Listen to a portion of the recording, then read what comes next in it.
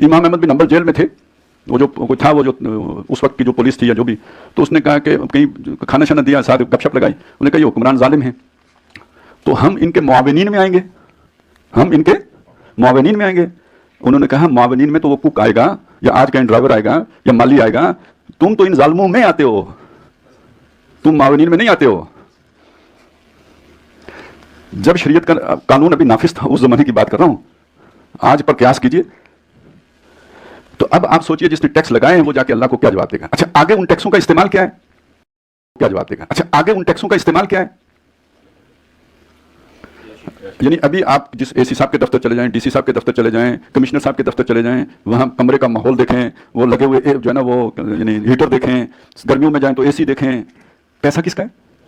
अवाम को दफा करें यार, उस मजदूर का जिसने जो यानी कर्ज लेके तो वो दवाई ली थी। ये निजाम है। इस निजाम में अब जब मैं ये कहता हूं तो आप सबको बुरा लगता है।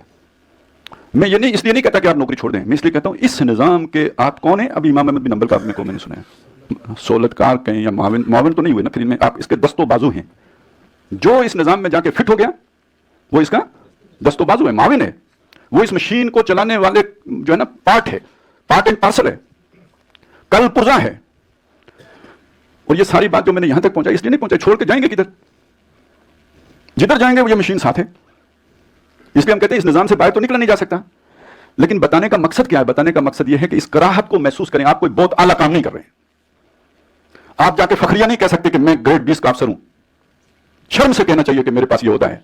बस इतनी सारी बात मैं समझाना चाहता हूं। ये कोई इज्जत की बात नहीं है, ये कोई फखर की बात नहीं है, ये कोई एजाज की बात नहीं है।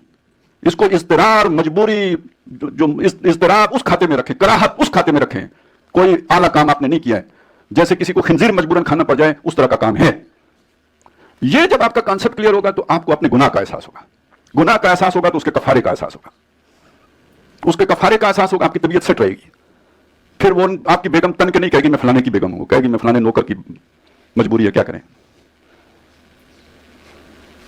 ये पहले अपना जरा माइंड क्लियर करें। ये मैंने